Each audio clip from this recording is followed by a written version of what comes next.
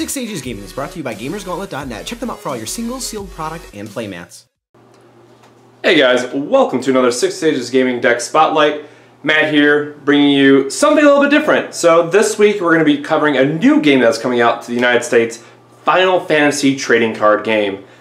So this is the entry deck that they had in Japan. Someone translated it on a website. And what we're going to do is we're going to put together kind of a how-to play video, but I wanted to make sure to cover the overall theme of the deck, show you guys the different lists, and give you an idea what all the cards are doing. So if you haven't, make sure you check out our how to play kind of intro guide, and then make sure to watch both these play testing or both these deck spotlights so you know what's in the play testing video. So first I'm going to talk about the backups, which are kind of like your lands, and I'll talk about the creatures that you're playing in the deck, and then I'll end up with the summons. So up first we're going to talk about the backups. And you know what, might as well start with the one, the only Cosmos. A thing to note that this game also has what's called light and dark characteristics, or light and dark characters, attributes, elements, whatever you want to call them. The thing to know about these is you can only have one of them in field, either one light and or one dark, only one of either one, in field at a time.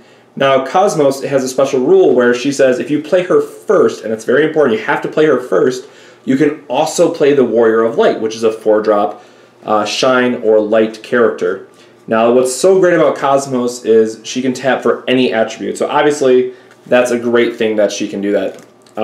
But again, it comes with the downside is there are ways to destroy backups, so keep that in mind when you're building the decks. And you guys will see that in all the decks that we build, we only include one of each light character, one of each dark character, because of how many cards a turn you draw and how important they are. So the other thing to know about this deck is it's really just playing a lot of 2 and 1-ofs. You'll see the other deck spotlights that we'll do will be actually more fleshed out decks. But I really wanted to just cover the basics and let you guys know what are in the decks and kind of the highlights of them. So this is just a 1-drop backup, nothing fancy, just kind of a standard guy. For Lightning, then we have the Evoker, 1-drop, vanilla. And the other thing to note, you guys will see this white background, that's not final, that's definitely the art. The card itself will have art in the background. These are just what the templates, proxy templates gave us. Going into some of the 2-drops, which is really interesting now, we have Red Mage. So for 1 Lightning, and for tapping it, you can give 1 forward haste until end of turn. So again, you'll very quickly realize that backups have a lot of utility to them. So that's something to keep in mind. And when you build a full deck, you're probably going to have a bunch of backups that have more utility based. 2 Black Belt. Now this one lets you power up a guy for 1,000 power when he's blocking. We have 2 Monk, which can act as a power boost for 1 and tapping itself. And you'll notice that for a lot of them, you pay 1 of that attribute or element and you get the effect. And tap it in for the effect. A card that I really like is Sage. It's great early game because it lets you just essentially put into play for 1 because you discard 2 cards, you get 1 of them back. But late game, it really lets you get back those key characters that you want to use again in battle or let you have those effects again. So you'll see that there's quite a few important characters you want to be bringing back, and Sage allows you to do just that. Another great control-based piece is Magus. Comes into play, deal 5,000 damage to something, so you can see that while it might not have a utility that you get to use throughout the game overall, you get a very strong one-time effect that allows you to kill a lot of stuff, like 2 or up to some 3-drops, but mostly 1 or 2 drops. And then lastly, Mustadio, you notice that he's an EX. So basically when you take the damage, you flip over the top card of the deck. If it's an EX like this one, you get the effect. So this says when he enters the field, when you play him as a backup or when you flip the top card, you get to choose 1 dulled forward and break it. Break it means kill it. So this is a card that's also great to use on your turn if your opponent's attacking. It allows you to have removal and also be a resource later in the game.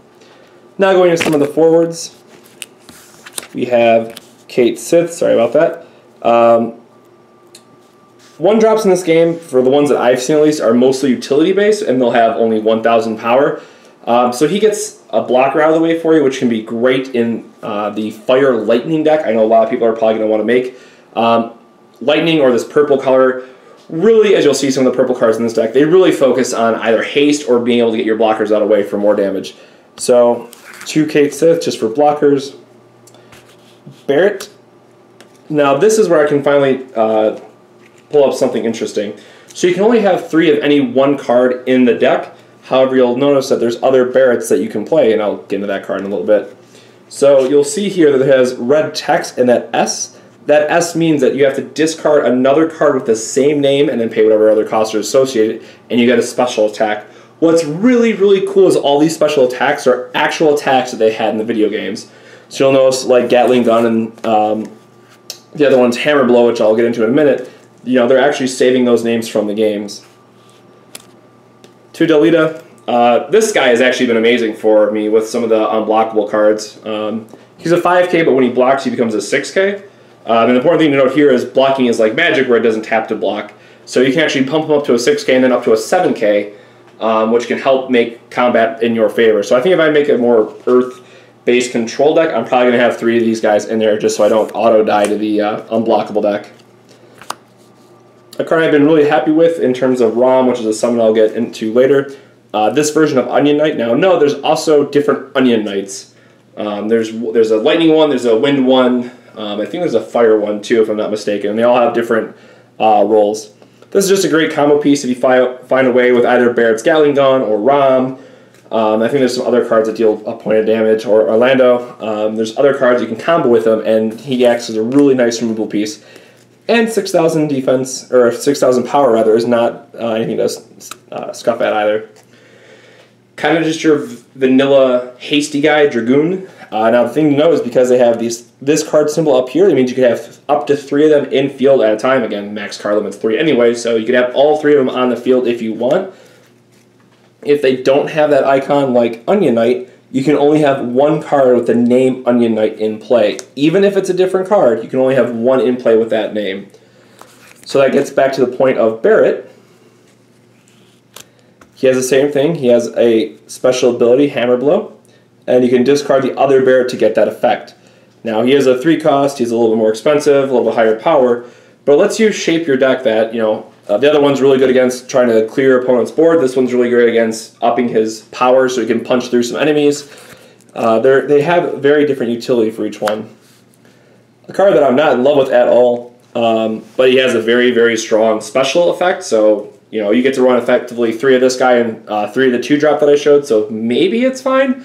Like if you're killing off a Kate Sith, that's fine, but he's an undercosted 9K, which is why you have to sacrifice something when he comes into play. Again, if he's the only thing, he does kill himself, but his special attack is really, really good, and we found out that, from what we can tell, if the blocker's removed in combat, they still take the damage. So his special really just says, I'm going to try to kill, I'm killing whatever you're blocking with, and you're still taking the damage. And again, if you haven't played the game yet, 9K is actually very, very relevant in terms of power. For the 4-drop Lightning, now this is one I can just almost guarantee we're going to see an English release. Probably with the same stats, same costs, same effects. Hasty guy can tap something out of the way, so you can really tell that, you know, when you're curving out, which the curve in this game is not necessarily the curve in traditional trading card game sense, but when you're playing out your hand in a way that it's very, you know, cost effective and you're using all your resources properly, Lightning can come down on a very critical turn and just swing the odds and, you know, get you 3 damage in a turn, which can be huge. And again, her having haste is really relevant too. Vanille, the 4-drop, 7K, she gets to get her mech, so she's just kind of a value blocker. And I'll go into her summon spell in a little bit, which I can never say the name of the thing, but it's basically Stone Rain or a backup destruction effect, which is insanely strong. We have some 4-drops. We have Black Belt, just an 8K, nothing fancy, but again, it has the Common Soldier icon, which is relevant because this deck plays a 1 of Warrior Light. Common Soldier forwards you control gain 2,000 power, so they become a 10K and get First Strike. So if you have a way to, you know, we mentioned the Dragoons, we mentioned Black Belt, there's some other cards in here with those common effects, you know, giving them 2K power and First Strike is very, very strong. I don't think it'll be good enough, but I would not be surprised if someone makes a deck around Warrior Light and more common forwards. That's definitely you know, a viable deck building starting point. I know this guy got changed in the English text, so you can take him for what he is here, or in his English text, which I think is actually a lot better, is it's whenever he attacks, he does 3,000 damage to up to 2 characters. And again, if I mentioned Onion Knight, that's also super relevant for Onion Knight if you drew him later. It's super relevant for things like ROM. It's really a great card how they're changing it to English. And that's important to know that they're rebalancing a lot of cards as they come out in English. So that's very exciting. Then we have 2 of Ramza. Now this card has just been an absolute favorite of mine for the sheer fact that it has the ability to power up, and its shout effect is nothing to scoff at. This Earth Lightning entry deck generally plays like 3-4 backups, especially over the course of the game. So you can see that this becomes an 8K or 9K with a pretty awesome special attack as well. That's worth investing into. And when you want to play backups, and you get a max of 5 backups. We'll mention that in the other video as well. So that's pretty interesting. X-Death, kind of a vanilla 9K, but when you realize that he can't be any card that, or he can't be targeted, but he nulls the effect of any EX that you flip. So if they flip like an Odin or something, you're going to be able to get in that last bit of damage. You're not going to be able to kill your guy. Now the thing I will note, at least in set 1 for Japan, so this could change. 4 is actually the magic number in terms of power, efficiency, and what they dodge in terms of removal. 5 and higher gets killed really easy by Alexander, which is an wind card. But 4 is in a really interesting spot, which I'm sure they'll rebalance. Gabranth, the Judge. This guy is also just insane. If you play him late, he becomes a super powerful guy, and he has gets Brave, which is Vigilance, meaning attacking does not cause him to rest, which is, again, turns out super relevant. And then the last character it plays, which makes me sad that we can't actually activate his special attack because there's only 1 Vincent, but 5-drop, 9K. When he's attacking, he gets preemptive strike until end of turn, which is first strike. So again, you can see that, and especially if you combo it with his trick shot, if you have another Vincent to discard and you're going up against something, they try to buff it with Golem or something insane, you're going to be able to get the first strike damage and finish him off with the trick shot. So Vincent's a guy that's very hard to beat in combat if you build the deck correctly. So that's definitely something to keep in mind as well. So I'm very interested to see what kind of a deck we can build around Vincent. Now we're going to go into our summon cards, and I've seen decks that play anywhere from 8 to about 11 is kind of like the magic number. This one currently plays 9, and we'll get into the card choices that they have.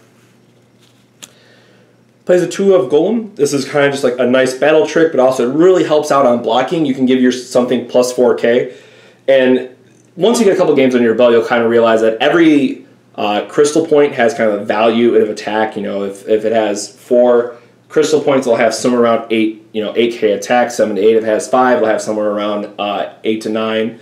Unless it's Ramza, and then it has 10 because Ramza. So this is a great way that you're going to be able to play an early blocker. Maybe they go all out, they spend 6 crystal points and get this hasty guy out, and then you can just shut down your opponent and say, well, I'm going to block with Golem, and even though he's way bigger, my guy can now either trade or block favorably. So Earth definitely has a lot of interesting battle tricks to it. Speaking of those EX effects, we have Ram, deals 4K damage. Now this is great. This is, for the Magic players out there, this is pretty much Lightning Bolt. It kills almost every single 1 and 2 drop in the game, and it also is super great that you can just break it and get a free value off of it. So this is a card I definitely expect to be a 3 of if you're playing Lightning. I'm 100% sure that you're going to be playing 3 of this card just because it's both value as a tempo 1-drop removal spell or getting the value if they go for an early attacker and they trigger this. It's a great way just to get value out of it. Now, one of my favorite cards in the starter, and I would love to absolutely play more of these, is Odin. Break 4 or less for forward.